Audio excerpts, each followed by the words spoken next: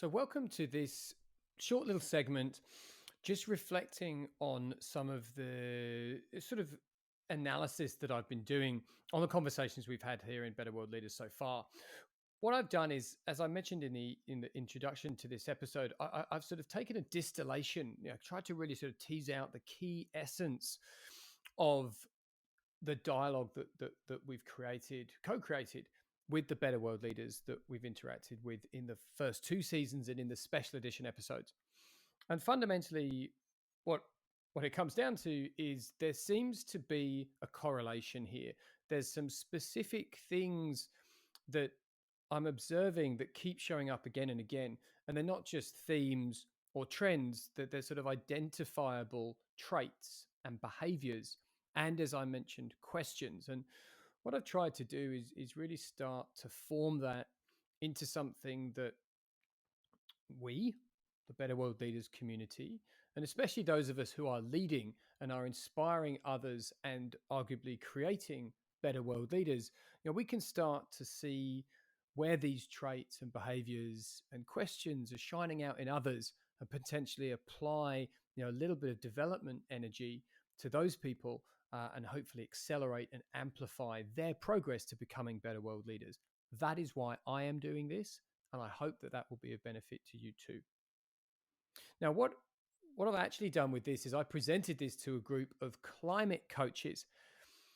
I'll probably speak at a later date, and I hope bring one of the founders of the Climate Coaching Alliance here to co-create a conversation that you can share. The Climate Coaching Alliance is this marvelous group of people all around the world who are themselves coaches, be that executive coaches, leadership coaches, life coaches, all essentially trying to figure out how we can bring engagement and impact towards combating the climate crisis through our coaching work. The CCA hosts global conversations, 24-hour runs of episodes twice a year. And in the recent one in March 2021, one of the sessions that I hosted was basically going through this revelation, this material. So essentially what I'm going to do here is just quickly share with you, take you through what I shared with that group there, which got some resonance and sort of at least gave me some reassurance that this is helpful. So here we go. So essentially, what are the key things that better world leaders share? Well, there are essentially some shared experiences, some shared behaviors, and some shared questions. And it is these things that I'm learning to recognize now in leaders and in anyone who is acting as a leader and say, okay, I think this is what we need to encourage.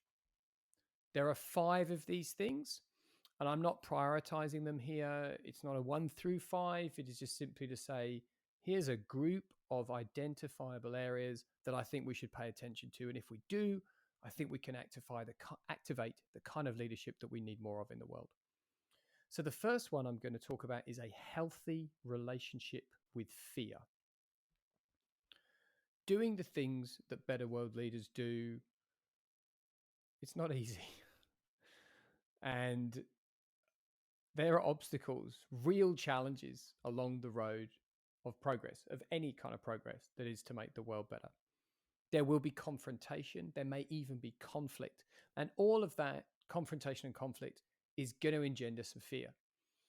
So what seems to be a real clear correlation point in all of these dialogues is that the better world leaders that we're talking to, they've kind of figured out what they need to do to get through that fear, almost to be mobilized by that fear as opposed to constrained and constricted by it.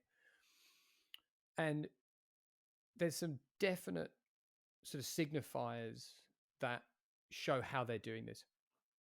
So first of all, the majority seem to have had some experience with directly or an ability to powerfully visualize. So they have this powerful experience with existential threat, essentially. Some of them have had near-death experiences. Some of them have lost loved ones, or really sort of come very close to an experience which resembles an existential threat. What that has given them is, I think, this interesting tolerance of risk and a different way of sort of assessing risk, perhaps. And essentially, what I think that provides is a willingness to move towards and through fear, to allow fear to be, to not, be obstructive, and to use courage, the sort of acceptance of fear and the tolerance of fear and the transition of fear, to lean into that courage and to progress on with the things that they know they need to do to make the world a better place. So, first thing, a healthy relationship with fear.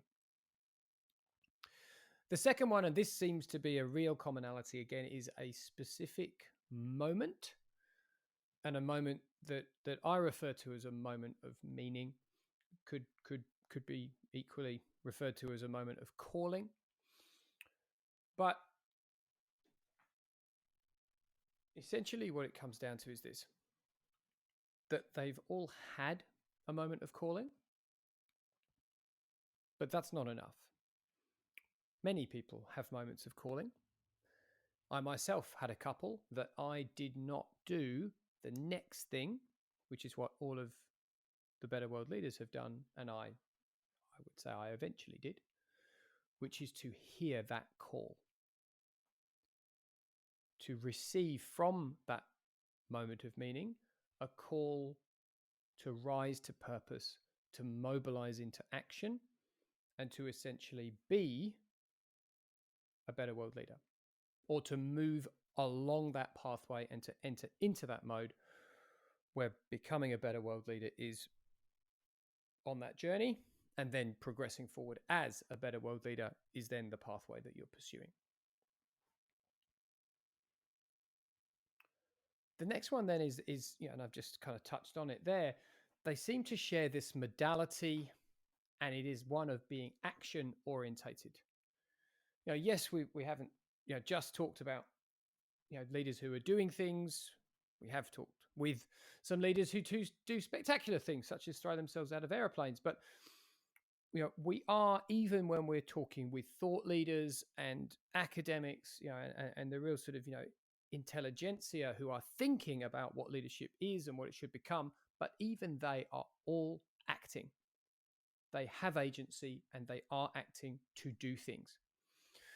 And what I think is obvious, or certainly clear, as I've done this analysis, is that they do things consistently. They act with consistent behaviors. And one of the things that they do consistently is they, to use specifically Dr. Adam Fraser's phrase, is they sit with discomfort. So a linkage here back to that healthy relationship with fear. They sit with discomfort. They're okay. They don't necessarily want to be there, and they won't stay there for long, but they can sit with that discomfort long enough to figure out what the next step is and not be deterred or held back and constrained by that discomfort. So a modality of action. Okay, now the fourth one is kind of a twofer, 2-for-1. It's a combination of a skill and a capability, and that leads them into a particular modality again.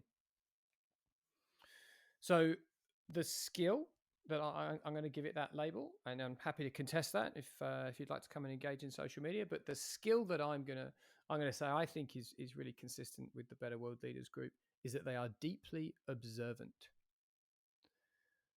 and that is born out of and reinforced and renewed as a skill by the capability of being intensely curious.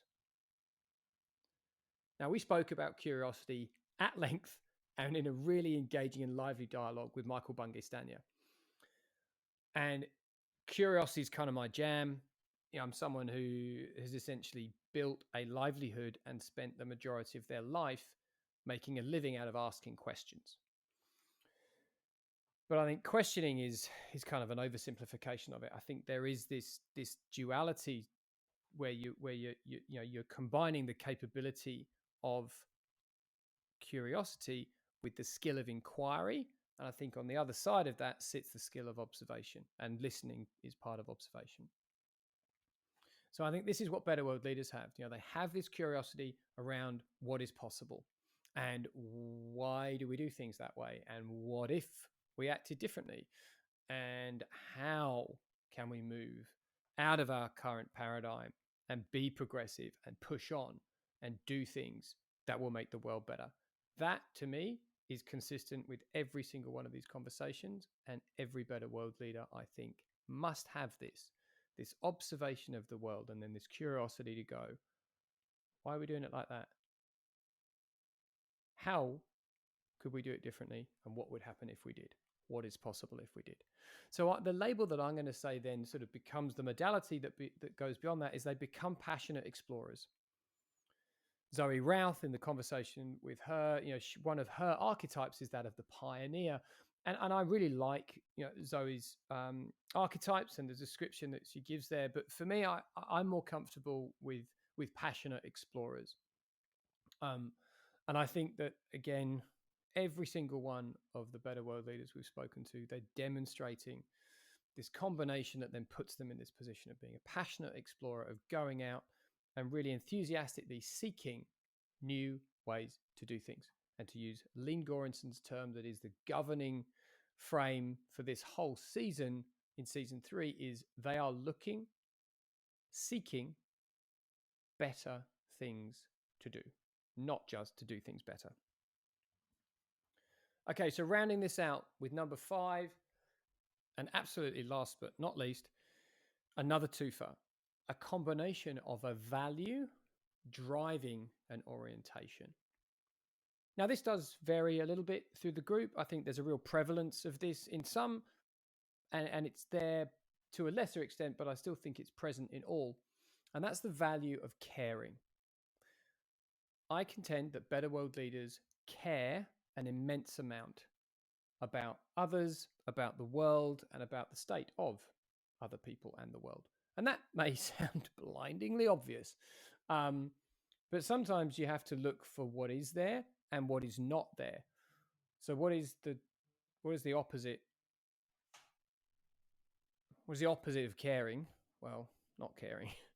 And I don't get any sense at all, not a single moment in any one of the hours and hours and hours of dialogue that we've had so far, that any of those people don't care about the great work that needs to be done and the enormous challenges that need to be faced and overcome. And they're deeply, deeply nurturing of themselves and those who are going to combine and collectivize to overcome these challenges. So I think that value of caring, I think that's right there, and it's up front for some, and it's more implicit for others.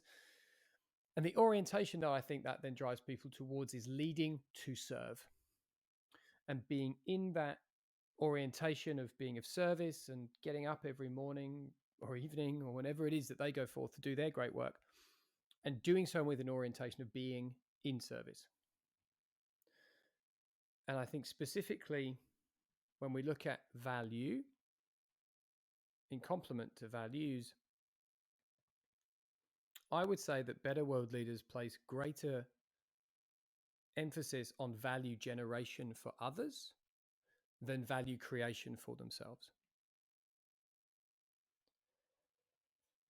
So in review, at this point, however many 25 odd-ish episodes into Better World Leaders, that's what the data tells me. I'm looking through the transcripts. I'm looking at the questionnaires that the guests provide. And what I'm seeing in there is this correlation, or these correlations. These 5 things have become prominent for me. Now, they may change. We may find there's more. And I think that this may well become a bit of a cyclical thing that we do here at Better World Leaders. We'll get a couple of seasons in, and we'll look back and we'll run this analysis and we'll say, okay, so what are we learning here? What does this research tell us? What are these data points showing us? And I think ultimately what I am trying to do here is provide you with learning journeys. These episodes are, I hope, great and potentially entertaining stories, and that they are free-flowing conversations, but they are also purposefully designed to be learning journeys. so that as you tune in and as you listen to each of these stories, you will find some salient and poignant moment that you can reflect on and learn from and apply to your own life and leadership. And it is that understanding and that identifying and then that nurturing of self as one who leads, of the teams and organizations and who knows, maybe countries or even planetary movements that you are leading. As you're nurturing all of those, I hope that you will find that you have a healthy relationship with fear, that you can hear the call from those meaningful moments, move into an action-based modality, appreciate that your view of the world is driven from that deep, observant, and intensely curious combination, and that you do care deeply and are leading in service. Because this is what I've found with those that I've shared this with already, that many of them recognize these traits in themselves. And in doing so, I've almost seen it physically, this change in posture, that they almost rise into this purpose. And to be frank with you, that's what this is for. That's why I'm here. That's why we are doing this. We are here to create better world leaders. And I hope that by sharing some of this with you may have engendered a sense of, yep, that's me. You're talking about me. And this is something that I am doing, or I want to do, and I am now going to do. So I hope this has been an interesting, probably not entertaining because it's just little old me, but I do hope, genuinely hope, informative segment. So I'll leave it there for today. We'll, like I said, maybe we'll do another one of these on another day in another time, and we'll reflect on perhaps some different signifiers of better world leadership. But that's it for today. I hope it's been of use.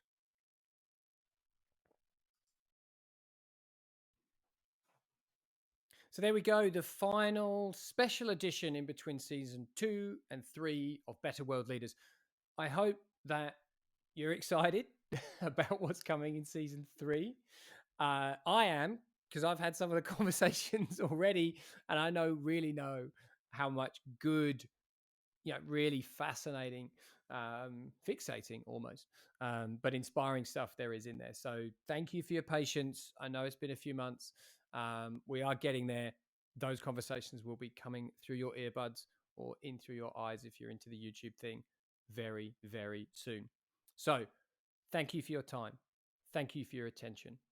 Thank you for all that you are doing and will do to build our better world. This is the Better World Leaders podcast. I hope if there's been anything of interest and use to you, that you will already be thinking of just one other person that you can share this with, and that you will act on that intuition and inclination as soon as I finish talking in just one moment. And I very much look forward to being back in your earbuds or through your eyeballs very, very soon with season 3 of the Better World Leaders podcast. See you soon. You'll find audio and video recordings for this episode, as well as links and related resources mentioned today in the podcast area of 4iLeadership.com/insights. This is the Better World Leaders podcast, brought to you by 4i Leadership.